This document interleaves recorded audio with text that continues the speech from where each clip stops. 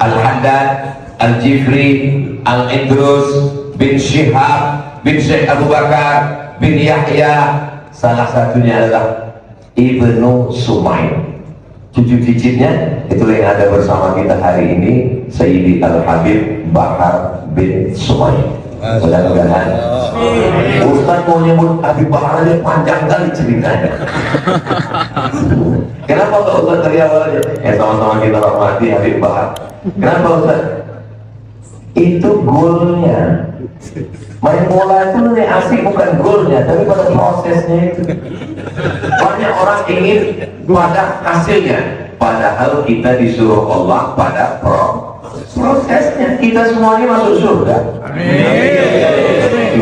Ustaz yakin sekali masuk surga. Man qala la ilaha illallah Muhammadur Rasulullah. Orang ketika menjadi muhibbin, layaknya dia menjadi budak.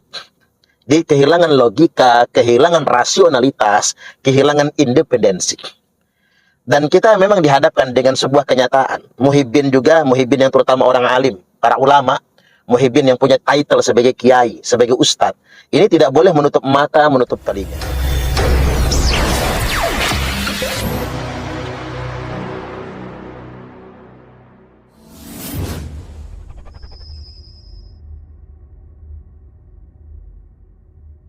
Makanya di Tarim Hadramaut Yaman tak diaspal jalan. Bukan karena Yaman miskin, pemerintahnya kaya raya. Kenapa? Karena mereka tak ingin bekas-bekas tapak kaki wali-wali Allah itu ditutup oleh aspal. Begitu mereka memuliakan, menghormati para wali-wali Allah. Maka berapa ramai orang yang hari ini mengaku-ngaku keturunan nih, bukan anak kandung, keturunan, entah ya entah tidak, keturunan Nabi kononnya. Tapi tengok perangainya, tengok perbuatannya, tengok amalannya, tengok apa yang dia sampaikan, hampir yang disampaikan tu batil. Dan kebanyakan ceritanya adalah cerita halu. Dan kalau nak belajar halu, belajar kepada mereka. Mereka pakarnya, 1 minggu saja belajar dengan mereka akan fasih dalam bercerita tentang halu. Bahkan ada seorang tuan guru yang dulunya hebat dalam menceritakan ini hadis sahih, ini hadis dhaif, hebat dalam bercakap, dah berkawan dengan geng-geng macam tu, geng halu. Akhirnya dia cerita apa? Di Tarim, kata dia, di Tarim sekarang jalan di sana tak diberi aspal oleh kerajaannya. Bukan kerajaannya miskin, tapi kenapa? Kerana kerajaannya segan untuk menutup bekas tempat pijakan wali-wali Allah. Akhirnya tak diaspal. Tengok mengarut cerita dia. Padahal dulu dia hebat. Ketika orang hebat dah berkawan dengan orang cerita halu, macam tu juga akan jadi cerita halu.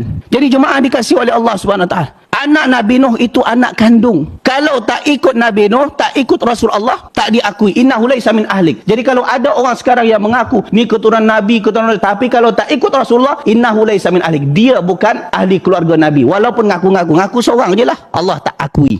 Muhammad Ma'ruf LCMA, seorang ulama mubaligh asal negeri jiran tetangga kita, yakni Malaysia, yang ia mengkritik berbagai macam cerita halu, cerita khurafat yang disebarkan oleh Bani Ba'alwi. Dan beliau sempat menyentil Ustadz Abdul Somad bahwasanya ketika orang sudah ikut geng Ba'alwi, geng halu, sepintar apapun seorang ustadz maka akan ikut halu, menyebarkan khurafat juga. Ya, saya juga sempat dengar ketika saudara kita Ustadz Abdul Somad berceramah bahwasanya jalan-jalan di Tarim itu sengaja tidak diaspal, dibiarkan tanah berdebu, dikarenakan itu bekas kaki-kaki waliullah. Jadi pemerintahnya nggak mau mengaspalnya. Ini kan halu sebetulnya. Ini semua adalah khurafat yang disebarkan. Makanya di Tarim Hadramaut Yaman tak diaspal jalan. Bukan karena Yaman miskin, pemerintahnya kaya raya. Kenapa? Karena mereka tak ingin bekas-bekas tapak kaki wali-wali Allah itu ditutup oleh aspal. Begitu mereka memuliakan, menghormati para wali-wali Allah.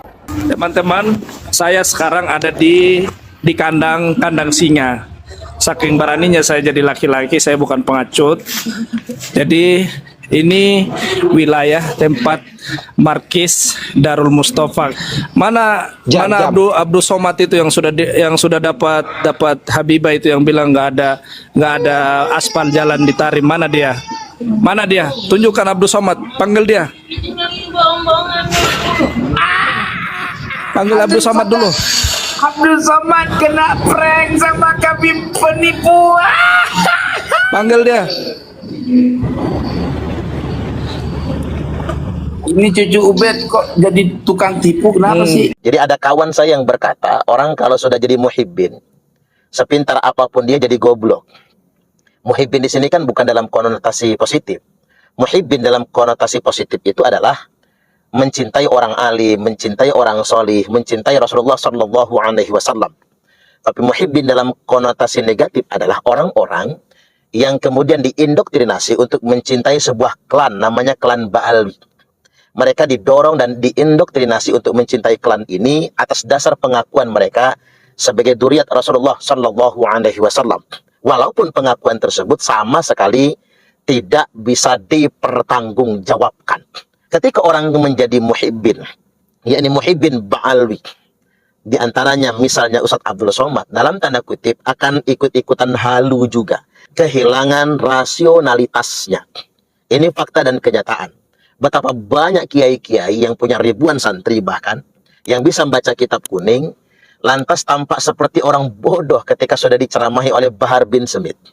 Sosok Bahar bin Smith yang baca kitab saja dari kiri ke kanan, ketika dia sudah naik panggung, dikelilingi oleh para kiai-kiai yang memang sudah belasan tahun, bahkan puluhan tahun di pesantren, tampak kiai-kiai itu melongo begitu saja.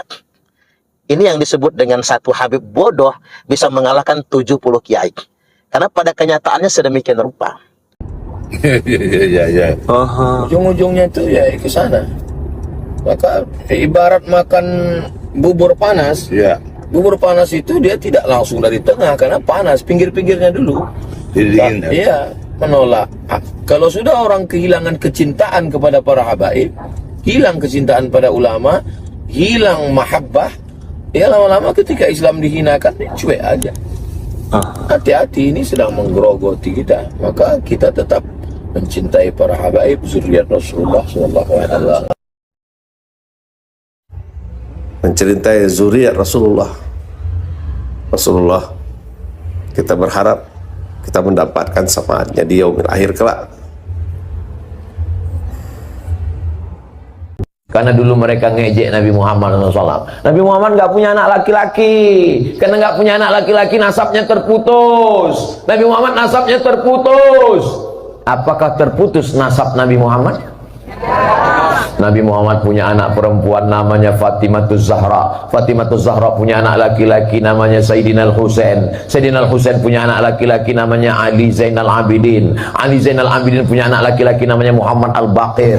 Muhammad Al-Baqir punya anak laki-laki namanya Ja'far Shadiq. Ja'far Shadiq punya anak laki-laki namanya Ali Al-Uraidi. Ali Al-Uraidi punya anak laki-laki lagi namanya Muhammad Naqib. Muhammad Naqib punya anak laki-laki namanya Isa Ahmad. Ahmad punya anak laki-laki namanya Ahmad bin Isa Al-Muhajir. Pindah ke Yaman. Muhajir artinya pindah ke Yaman. Itulah nenek moyangnya para habaib As-Sagab, Al-Haddad, Al-Jufri bin Salim bin Syekh Abi Bakar. Sampai hari ini keturunan Rasulullah masih banyak tersebar di Nusantara. Al-Haddad, Al-Jufri, Al-Idrus bin Syihab bin Syekh Abu Bakar bin Yahya, salah satunya adalah Ibnu Sumayn. Cucu cicitnya itu yang ada bersama kita hari ini, Sayyidi Al-Habib Bahar bin Sumayn. Mudah-mudahan Ustaz mau nyebut Habib Bahar aja panjang kali ceritanya. Kenapa Pak Ustaz dari awal aja? Sama-sama kita hormati Habib Bahar. Kenapa Ustaz? Itu goalnya. Main bola itu nih asik bukan golnya, tapi pada prosesnya itu. Banyak orang ingin pada hasilnya, padahal kita disuruh Allah pada prosesnya. Kita semuanya masuk surga. Ustaz yakin sekali masuk surga. Man qala la ilaha illallah Muhammadur Rasulullah. Orang ketika menjadi muhibbin, layaknya dia menjadi budak. Dia kehilangan logika, kehilangan rasionalitas, kehilangan independensi. Dan kita memang dihadapkan dengan sebuah kenyataan. Muhibbin juga, muhibbin yang terutama orang alim, para ulama, muhibbin yang punya title sebagai kiai, sebagai ustadz. Ini tidak boleh menutup mata, menutup telinga. Akan berbagai macam cerita halu, cerita khurafat yang disebarkan oleh klan Ba'alwi. Di mana cerita halu, cerita khurafat ini bukan hanya disampaikan dari lisan ketika di majelis-majelis ceramah atau pengajian atau sholawat, tapi juga memang sudah dibukukan oleh mereka dalam berbagai macam kitab Ba'alwi, misalnya Syahrul Ainiyah, Al-Burqatul Musyiqah misalnya, dan kitab-kitab yang lainnya yang memang sudah mendokumentasikan berbagai macam cerita khurafat.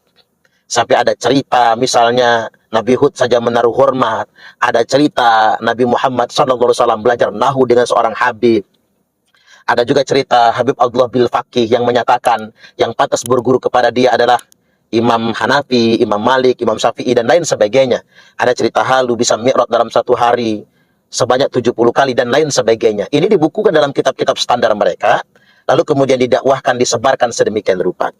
Belum lagi kemudian ketika dihadapkan dengan berbagai macam kelakuan.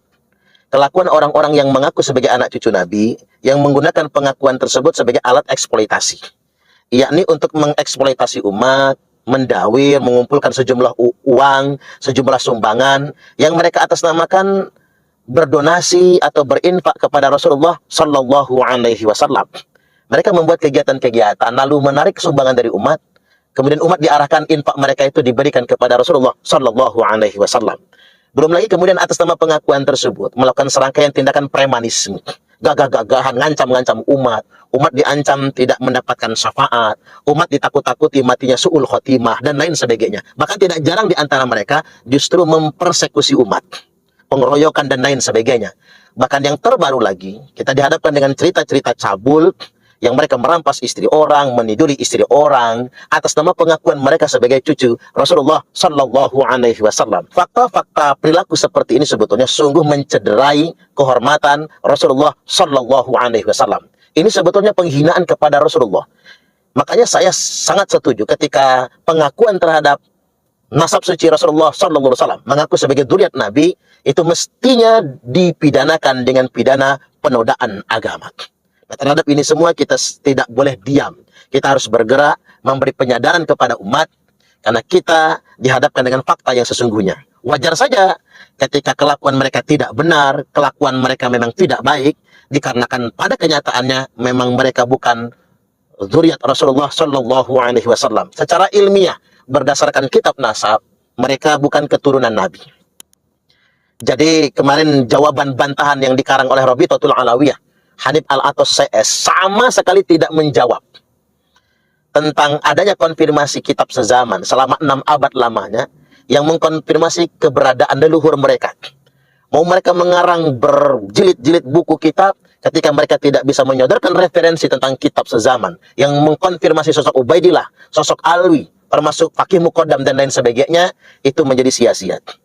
Juga dihimbau kepada Ustadz Abdul Somad, daripada kemudian membela Ba'alwi dengan indoktrinasi, mending ente belajar, mendalami, dan cari argumentasi, referensi, untuk menguatkan bahwasanya Ubaidillah bin Ahmad itu memang sosok yang benar-benar ada dan tersambung nasabnya kepada Rasulullah Sallallahu Alaihi Wasallam. Kalaupun memang Ubaidillah bin Ahmad itu benar-benar ada, jangan-jangan ini bukan dzurriat Nabi, tapi Ubaidillah bin Ahmad Al-Mahdi, Al-Habhab, atau Al-Habib yang dulu telah mengaku sebagai dzurriat Nabi. Pada kenyataannya ditemukan fakta ini adalah sekelompok orang Yahudi yang kemudian diberantas oleh Sultan Salahuddin Al-Ayyubi. Belum lagi fakta ayat kauniyah, ilmu Allah Subhanahu wa taala, yakni tes DNA atau DNA, di mana menemukan fakta sekelompok orang yang mengaku-ngaku sebagai cucu Nabi ini ternyata DNA-nya gay. Berarti bisa dipastikan mereka memang bukan keturunan Rasulullah Sallallahu Alaihi Wasallam. Kita ingin menghimbau kepada semua segenap kaum muslimin, mari terus bergerak, karena perilaku para habaib yang di luar moral yang ada, perilaku yang betul-betul mencederai kemuliaan Rasulullah Sallallahu Alaihi Wasallam, gara-gara mereka nilai istimewa Nabi tertutupi. Maka hendak saya sampaikan pada kesempatan kali ini, Al-Habibu mahjubun bil habaib. Al-Habib, Al-Habib, yakni Rasulullah Sallallahu Alaihi Wasallam, kekasih kita, kekasih Allah, mahjubun bil habaib, tertutupi keistimewaannya, keagungannya dan kemuliaannya bil habaib, dengan sekelompok orang yang mengaku-ngaku Habib, mengaku-ngaku sebagai dzurriat Rasulullah Sallallahu Alaihi Wasallam. Saya ingin ingatkan bahwasanya hati-hati mengaku keturunan Nabi padahal bukan, bisa mengakibatkan kepada kekafiran.